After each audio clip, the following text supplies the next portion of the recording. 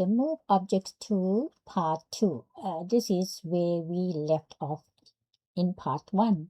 But also note that the information that you had from the box here, it also appears under tool operations. As you can see here, it shows you the angle and your length.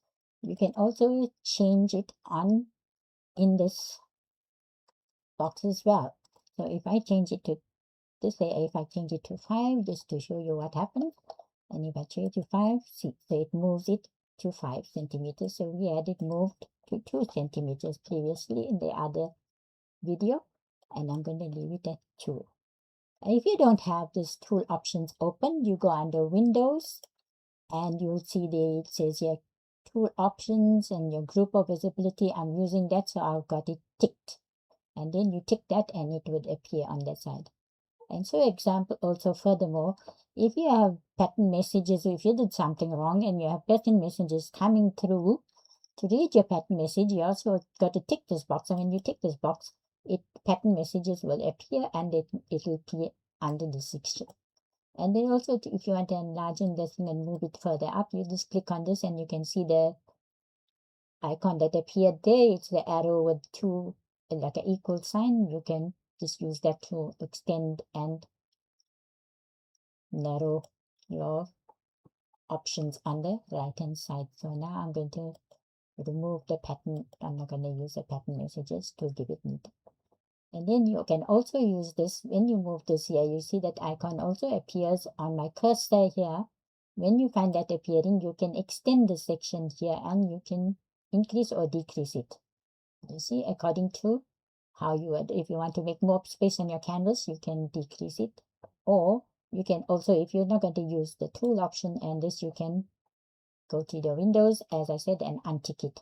But now you're going to be using it most of the time, so I wouldn't suggest you do that. You can even choose to have whatever you would like to have on the section here.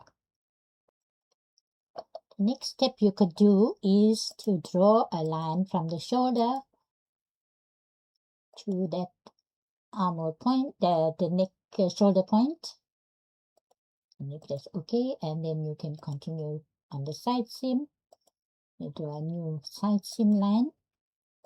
And you press OK, and then you can also just close this.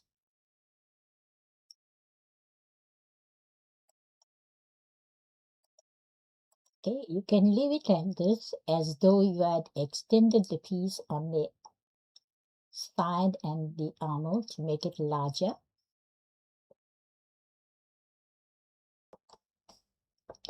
Please note, by extending this piece here, it does not mean that you are resized your pattern.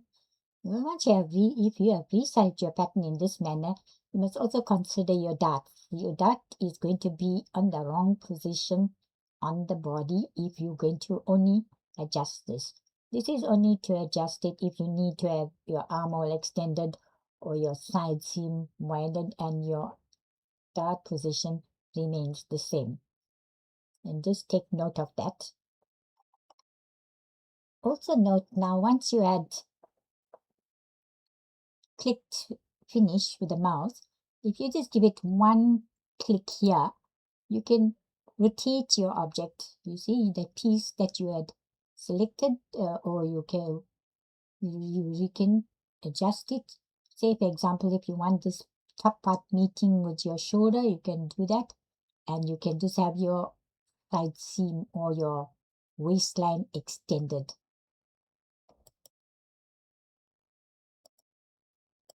If you just want it extended in this way, your shoulder line still remains the same. You're only extending the side piece. You're going to use your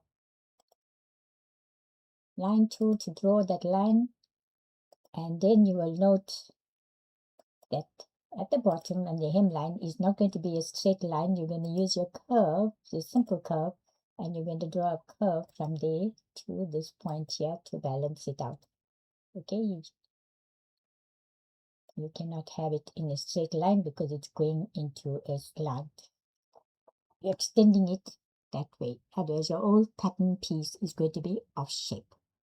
Now that's just extending of your underarm is extended here, and your waistline is extended. Okay, and that's one thing that you do.